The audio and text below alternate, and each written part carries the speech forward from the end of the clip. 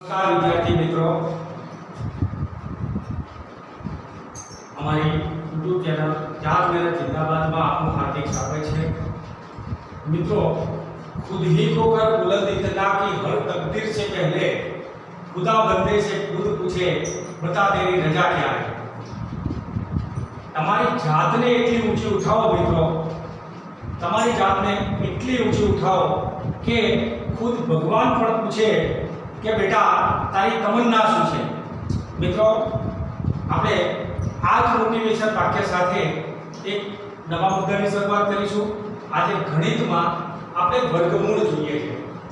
વર્ગમૂળ શોધવા માટેની એક રીત છે અને એ રીતમાં અવયવની રીત। અવયવની રીતની અંદર આપણે કેટલાક અવયવો પાડવા માટેના નિયમો જોઈશું। અવયવો પાડવા માટેના નિયમોમાં નિયમ નંબર 1 છે, જે સંખ્યાનો એકમનો અંક 2 4 6 8 કે 0 હોય તો તે સંખ્યાને, એટલે કે બેકી સંખ્યા હોય તે સંખ્યાને આપણે 2 વડે નિશેષ ભાગી શકીએ। મિત્રો, 22 રકમ છે તો 22 ને 2 વડે નિશેષ ભાગી શકાય।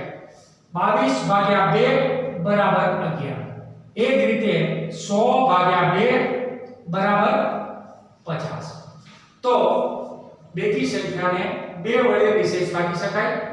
નિયમ નંબર 2, જે સંખ્યાના બધા અંકોનો સરવાળો 3 નો અવયવી હોય તો તે સંખ્યાને 3 વડે નિશેષ ભાગી શકાય। અવયવી એટલે ગુણક, સંખ્યાનો ગુણક। જેમ કે 123 આ એક સંખ્યા છે, એ જ રીતે 459 એક સંખ્યા છે। તો આ સંખ્યાઓનો સરવાળો કરીશું, 1 + 2 + 3 એટલે 2 અને 1 3, 3 ને 3 6, 6 ને 3 વડે ભાગી શકાય। તો આખી સંખ્યાને એટલે કે 123 ને 3 વડે ભાગી શકાય। એ જ રીતે 4 + 5 + 9 બરાબર 18।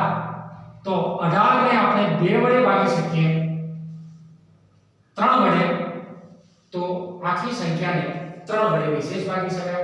3 × 18। મિત્રો, નિયમ નંબર 3, જે સંખ્યાનો એકમનો અંક 5 હોય, જે સંખ્યાનો એકમનો અંક 5 હોય તેને 5 વડે વિશેષ ભાગી શકાય।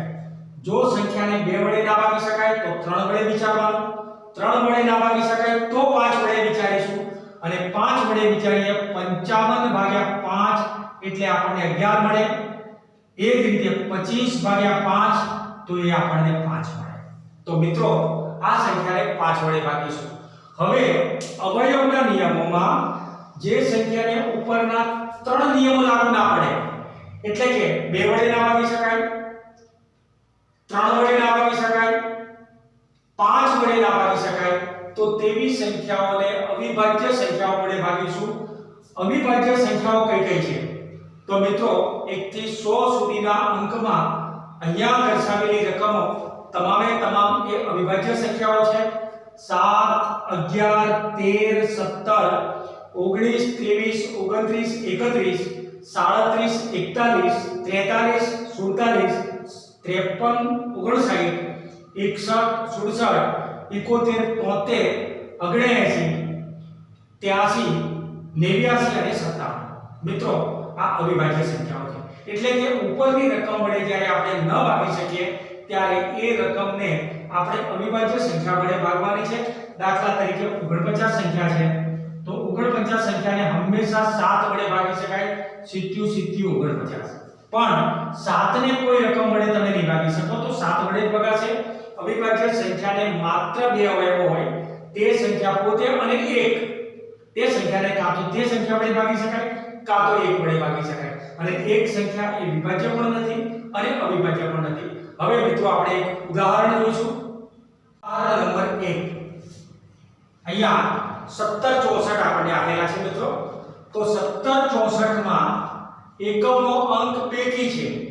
એકમનો અંક બેકી એટલે આપણે પહેલા નંબરનો નિયમ છે, એને આપણે 2 વડે ભાગીશું। 4 એ બેકી રકમ છે તો 2 વડે ભાગીશું 2 વડે ભાગો ત્યારે 2 અઠ્ઠાને 16 2 અઠ્ઠાને 16 અને 2 દુને 4 એટલે કે 1764 ભાગ્યા 2 કરીએ 882 હજુ એકમનો અંક બેકી છે તો આપણે 2 વડે ભાગીશું તો 2 વડે ભાગો છો ત્યારે તમને મળે છે 8 ના અડધા 4 8 ના અડધા ફરીથી 4 અને 2 ના અડધા કરીએ ત્યારે 1 હવે જુઓ મિત્રો અહીંયા 441 છે 441 માં એકમનો અંક બેકી નથી એટલે આપણો પહેલો નિયમ લાગુ નહીં પડે તો બીજા નિયમો વિચારીશું બીજા નિયમમાં બધા અંકોનો સરવાળો 3 નો ગુણક હોય તો અહીંયા 4 4 1 બરાબર 9 9 એ 3 નો ગુણક છે માટે આપણે એને 3 વડે ભાગીશું તો 3 વડે ભાગો 3 એકા 3 3 ચોકે 12 અને 3 સિત્તાને 21 147 147 તો અહીંયા મિત્રો 3 વડે ભાગી શક્યા હજુ ફરીથી 4 ને 5 5 ને 7 12 એ પણ 3 વડે ભાગી શકાય છે તો એને 3 વડે ભાગો 3 ચોકે 12 3 9 27 હવે જુઓ છો મિત્રો કે 49 તો 49 ને માત્ર અને માત્ર 7 વડે ભાગી શકાય અવિભાજ્ય સંખ્યા એને 1 ના પડે નહીં નિયમ નંબર 1 2 વડે ના ભાગી શકાય નિયમ નંબર 2 3 વડે ના ભાગી શકાય નિયમ નંબર 5 એકમનો 5 નથી એટલે 5 વડે ના ભાગી શકાય તો હવે આપણે 7 વડે વિચારીશું અને 7 વડે ભાગો એટલે 7 વડે ફરીથી 7 વડે ભાગો એટલે જ્યાં 1 આવે છે ત્યાં સુધી ગણતરી કરીશું હવે 1764 બરાબર 1764 નો અવયવ છે 2 ગુણ્યા 2 ગુણ્યા 3 ગુણ્યા 3 ગુણ્યા 7 ગુણ્યા 7 આનો મતલબ થયો 2 નો વર્ગ ગુણ્યા 3 નો વર્ગ ગુણ્યા 7 નો વર્ગ 2 નો વર્ગ 3 નો વર્ગ અને 7 નો વર્ગ હવે આપણે વર્ગમૂળમાં 1764 કરીએ છીએ ત્યારે આપણી પાસે કિંમત મળે છે આનું વર્ગમૂળ 2 આનું વર્ગમૂળ 3 આનું વર્ગમૂળ 7 એટલે કે 2 દુને 4 4 નું વર્ગમૂળ 2 3 તારીને 9 9 નું વર્ગમૂળ 3 77 49 નું વર્ગમૂળ 7 તો અહીંયા આપણી પાસે 2 3 અને 7 નો ગુણાકાર કરીએ તો એ કિંમત આપણને મળે છે 3 ગુણે 6 6 7 42 અથવા 7 તરીકે 21 ગુણે 42 3 નો ગુણાકાર કરો છો ત્યારે 42 મળે મિત્રો 1764 નું વર્ગમૂળ આપણને 42 મળે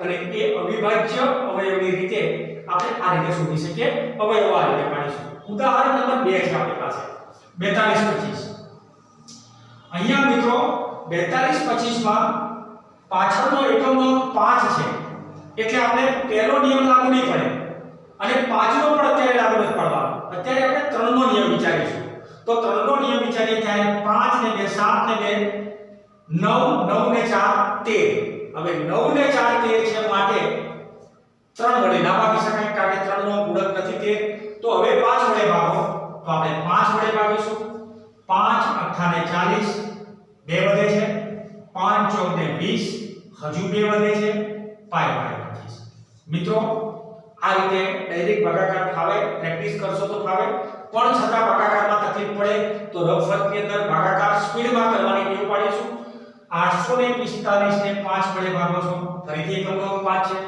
તો 5 એકા 5 3 વધ્યા 5 6 ને 30 6 વધ્યા એટલે કે 4 વધ્યા 4 ને 5 45 થાય તો 5 9 ને 45 મિત્રો 169 જે રકમ આવે છે આ 169 એ 7 વડે નહીં ભાગી શકાય 11 વડે નહીં ભાગી શકાય ડાયરેક્ટ 13 વડે ભાગી શકાય 13 169 13 નો વર્ગ 169 તો અહીંયા આપણે એને 13 વડે ભાગીશું તો 13 હવે ફરીથી પાછા 13 ને 13 વડે ભાગો તો 1 હવે 42 25 આપણે બનાવવા છે તો એને બનાવવા માટે 5 ગુણ્યા 5 ગુણ્યા 13 ગુણ્યા 13 આપણે અવયવની રીતે પડ્યા છે એના અવિભાજ્ય અવયવો છે અવિભાજ્ય અવયવોને બે બેના જોડકામાં કરીશું 5 નો વર્ગ ગુણ્યા 13 નો વર્ગ પણ આપણે તો વર્ગમૂળ શોધવું છે તો 42 25 વર્ગમૂળમાં લખીશું